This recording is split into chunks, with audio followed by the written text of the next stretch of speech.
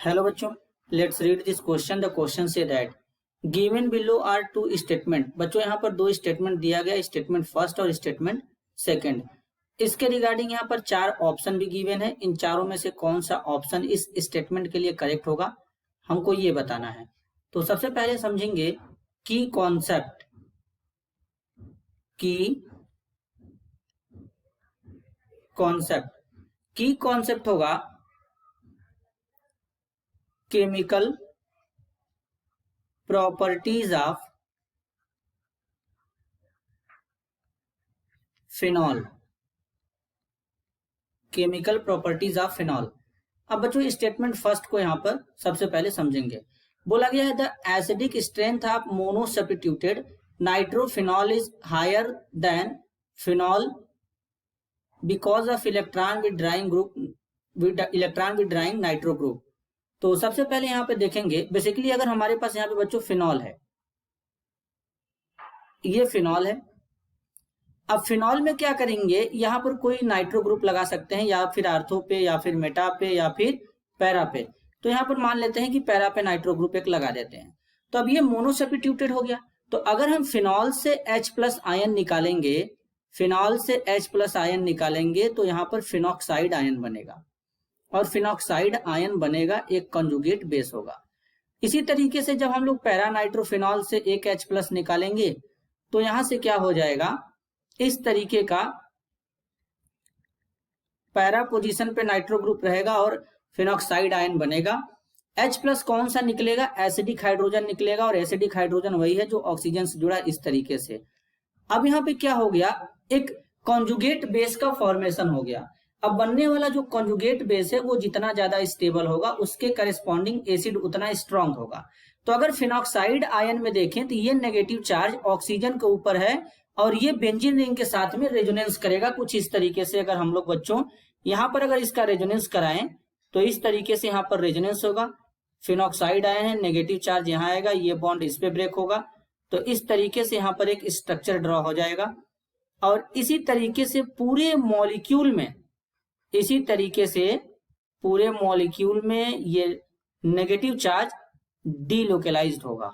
यहाँ पे इस तरीके से यहाँ पे डबल बॉन्ड O आ जाएगा, ये बॉन्ड इस पे ब्रेक होगा, ये यहाँ पे आएगा। तो इस तरीके से यहाँ पे क्या हो जाएगा, एक डबल बॉन्ड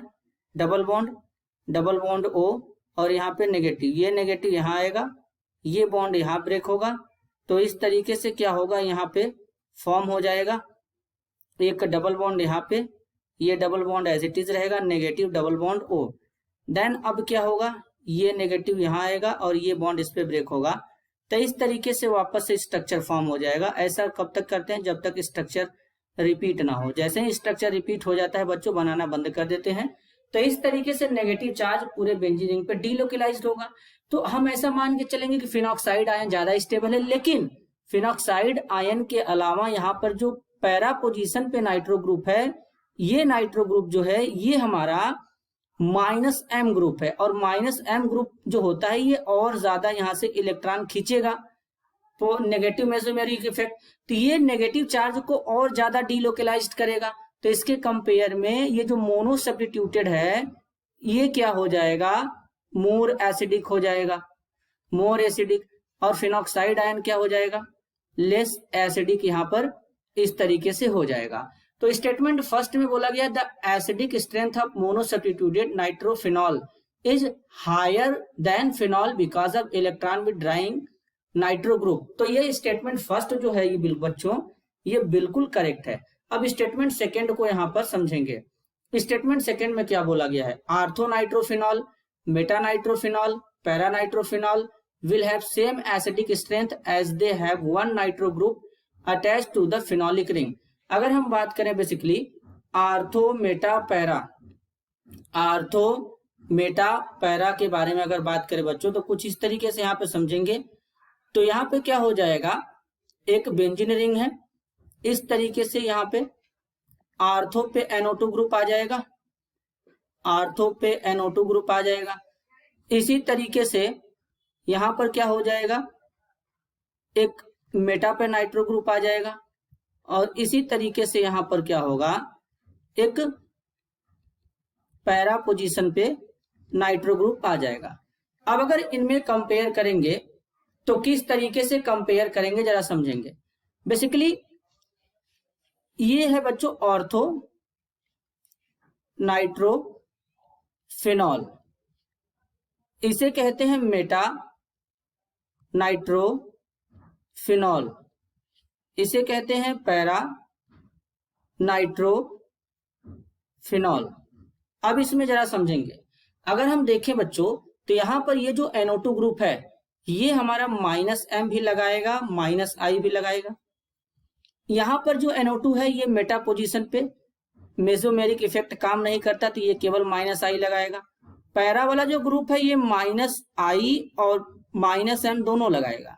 लेकिन इंडक्टिव इफेक्ट जो होता है ये डिस्टेंस डिपेंडेंट फैक्टर होता है, तो डिस्टेंस पे डिपेंड करता है, तो पैरा वाले का तो -I कम होगा लेकिन +M ज्यादा होगा।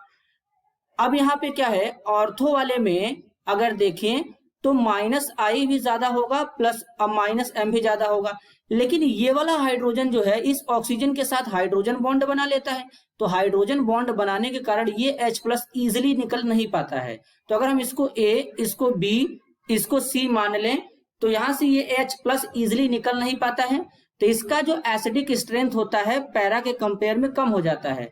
अब लेकिन मेटा की बात करेंगे तो मेटा पर केवल क्या है, -I इफेक्ट काम कर रहा है और मेसोमेरिक इफेक्ट जो होता है -I के कंपेयर में ज्यादा होता है एज ए इलेक्ट्रॉनिक इफेक्ट। तो सबसे ज्यादा एसिडिक कौन होगा, जो जितना इजिली H+ आयन डोनेट करेगा। तो पैरा में कोई भी हाइड्रोजन बॉन्डिंग नहीं है, इजिली H+ आयन डोनेट कर देगा, तो यानी सबसे ज्यादा एसिडिक कौन हो जाएगा, C वाला हो जाएगा यहाँ पे, पैरा वाला। देन अगर अब इसके बाद अगर हम आर्थो और मेटा में कंपेयर करें तो मेटा में तो हाइड्रोजन पैरा आर्थो में हाइड्रोजन बॉन्डिंग लग जा रहा है, लेकिन यहाँ पर -M इफेक्ट है जो कि इंडक्टिव से ज्यादा आगे आता है। मतलब इसको इलेक्ट्रॉनिक इफेक्ट में इंडक्टिव से प्रीफर करते हैं पहले इसको। तो यहाँ पर क्या हो जाएगा, A वाला हो जाएगा, A के बाद कौन आएगा, B वाला हो जाएगा। तो इस तरीके से इनका जो एसिडिक ऑर्डर होता है ये होता है। और स्टेटमेंट सेकंड में बोला गया कि आर्थो मेटा पैरा नाइट्रोफिनॉल इन तीनों का एसिडिक स्ट्रेंथ क्या होता है, सेम होता है, जो कि बिल्कुल गलत है। एक नाइट्रो ग्रुप तो प्रेजेंट होता है फिनोलिक रिंग पे, लेकिन इनका एसिडिक स्ट्रेंथ जो होता है वो डिफरेंट होता है। तो इस क्वेश्चन के लिए करेक्ट स्टेटमेंट कौन सा होगा बच्चों, स्टेटमेंट फर्स्ट हमारा करेक्ट है और स्टेटमेंट सेकेंड हमारा जो है वो इनकरेक्ट है। तो इस क्वेश्चन के लिए यहाँ पर जो करेक्ट होगा स्टेटमेंट बोलेंगे, statement first is correct and statement second is incorrect. तो यहां पर क्या है, करेक्ट ऑप्शन हो जाएगा option 4, statement first is correct but statement second is incorrect. This is your answer. I hope you understood it well. All the best.